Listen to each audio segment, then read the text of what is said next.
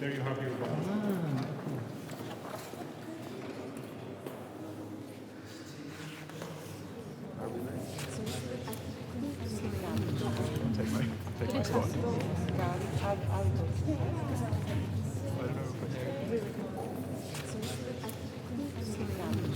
Take my spot. Take my spot.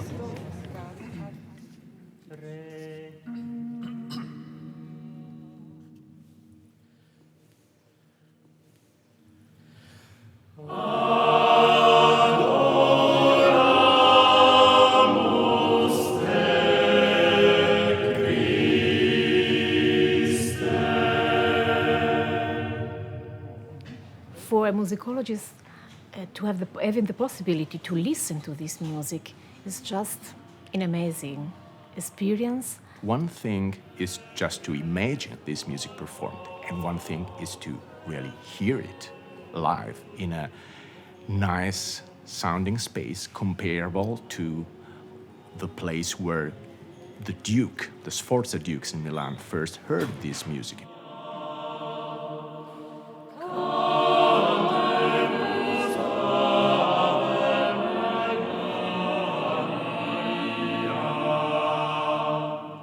Virgo mitis or Virgo mater? Mitis. Yes. And also the lines. There is this critic that was in late 15th century mentioned, if you make the he, too much he in between especially in the melismatic parts, try to avoid it a little bit.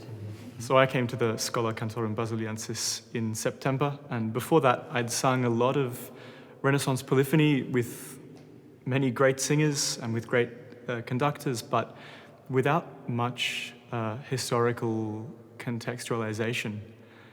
At the Schola, it's a really unique place because you have all these people, not necessarily singers, with such a unique set of skills. Rich polyphonic parts, I tend to go for a Pythagorean tuning, a Pythagorean tendency. Okay, yeah, sing it in Pythagorean, but how?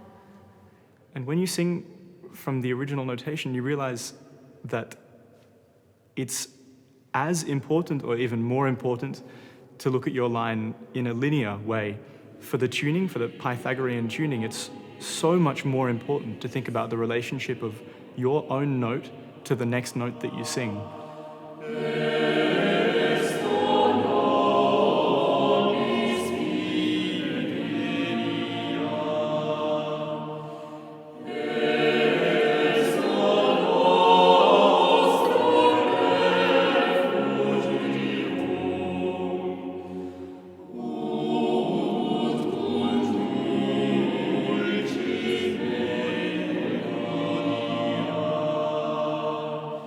I think having a practical part in the research projects is crucial because there are sometimes very important moments just comes out by trying it out.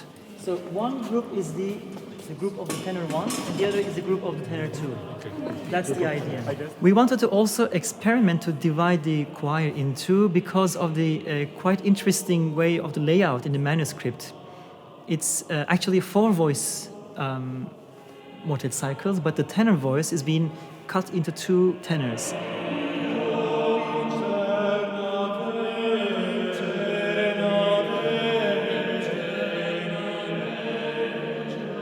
Tempo relations in the Galeazzesca Mass was for us also a big question. We had very interesting beginning with canto coronato, and then we have a duple term, and then we have an imperfectum diminutum, and then we have an imperfectum diminutum with a dupla. So all those things, we experimented how much we could really strictly apply a mathematical proportion and how much we could apply other phenomena that are also described by theorists of the time, like tinctoris, with the acceleration of measure.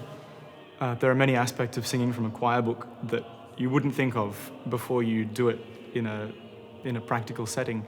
We have sometimes 20 people in this project reading from one, occasionally 2 choir books. It forces you to be very close to each other. And this means that it's funny arranging ourselves in a situation where we all have to be very, very close to each other to see our own parts. And it's really amusing in this music world where we usually sit on our chair with our own music stand and don't have any contact with anyone else. the whole experience is just so different. For the future, I wish that we will continue to have this possibility to work together with performers in order to research better and from different perspectives. To study this music without performing it is a bit like studying cooking books of the early modern era without tasting the food.